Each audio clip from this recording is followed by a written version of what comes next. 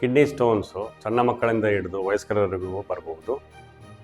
ಇದು 3 mm ಇಂದ ಹಿಡಿದು 3 ಸೆಂಟಿಮೀಟರ್ ತನಕನೂ ಬೆಳೀಬಹುದು. ಇದಕ್ಕೆ ಕಾರಣಗಳೇನು, ಅದನ್ನು ಹೇಗೆ ತಡೆಗಟ್ಟುವುದು ಹಾಗೂ ಇದಕ್ಕೆ ಅವೈಲೇಬಲ್ ಇರುವ ಚಿಕಿತ್ಸೆಗಳು ಏನೇನು ಸಹ ತಮ್ಮಲ್ಲಿ ವಿಚಾರ ವಿನಿಮಯ ಮಾಡಿಕೊಳ್ಳುತ್ತೇನೆ. ಕಿಡ್ನಿ ಸ್ಟೋನ್ಸ್ ಯಾರಲ್ಲಿ ಜಾಸ್ತಿ ಆಗುತ್ತೆ? ಒಂದು ನೀರು ಕಡಿಮೆ ಕುಡಿಯೋದ್ರಿಂದ ಆಗ್ತಾ ಇರ್ಬೋದು.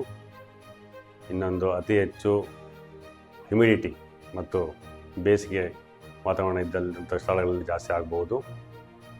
ಮೆಟಬಾಲಿಕ್ ಅಂತ ಕರೀತಾರೆ, ಅಂದರೆ ದೇಹದಲ್ಲಿ ಆಗುವಂತಹ ಕ್ರಿಯೆಯು ಸರಿಯಾಗದಿದ್ದಲ್ಲಿ ಸ್ಟೋನ್ಸ್ಗಳು ಸಹ ಆಗಬಹುದಾಗಿ ಇರುತ್ತದೆ. ಈ ಸ್ಟೋನ್ಸ್ ಆದರೆ ಏನೇನು ಲಕ್ಷಣಗಳು ಕಂಡು ಬರ್ತದೆ?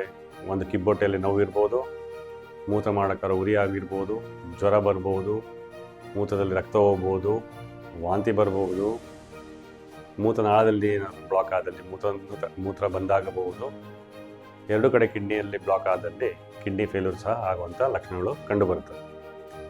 ಆದ್ದರಿಂದ ಕಿಡ್ನಿ ಸ್ಟೋನ್ಸನ್ನು ಯಾರು ಸಹ ನೆಗ್ಲೆಕ್ಟ್ ಮಾಡ್ಕೋಬಾರ್ದು.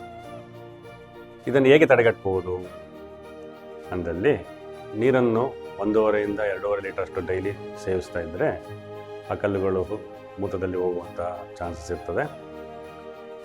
ಕೆಲವೊಂದು ಆಹಾರದಲ್ಲಿ ನಾವು ಮಾರ್ಪಾಡನ್ನು ಮಾಡಬೇಕಾಗಿ ಬರ್ತದೆ.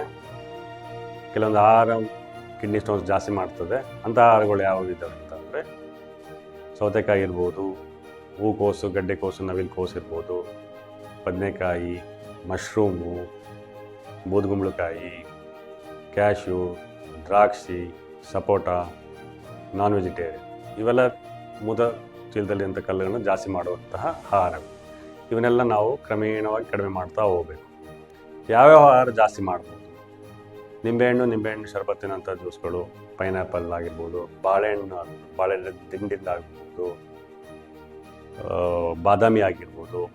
ಅಂದರೆ ಅತಿ ಹೆಚ್ಚು ನೀರು 1.5 ಇಂದ 2 ಲೀಟರಷ್ಟು ಸೇವನೆ ಮಾಡುವಂಥದ್ದು. ಅಷ್ಟು ಮಾಡಿದ್ದಲ್ಲಿ ದಿವಸಕ್ಕೆ 1 ರಿಂದ 2 ಲೀಟರಷ್ಟು ಮೂತ್ರ ಹೋಗ್ತಾ ಇದ್ದಲ್ಲಿ ಕಿಡ್ನಿ ಸ್ಟೋನ್ಸು ಕಡಿಮೆ ಆಗುವ ಲಕ್ಷಣಗಳು ಕಂಡು ಬರ್ತವೆ. ಕಿಡ್ನಿ ಸ್ಟೋನ್ಸ್ ಹೇಳಿದಂಗೆ 2 mm ಇಂದ ಹಿಡಿದು 3 ಸೆಂಟಿಮೀಟರ್ ತನಕನೂ ಆಗ್ಬೋದು. 5 mm ಮತ್ತು 6 mm ತನಕನೂ ಸ್ಟೋನ್ಸನ್ನು ನಾವು ಮೆಡಿಕಲಿ, ಅಂದರೆ ಶಸ್ತ್ರಚಿಕಿತ್ಸೆ ಇಲ್ಲದೇ ಸಹ ಟ್ರೀಟ್ಮೆಂಟ್ ಕೊಡಬಹುದು.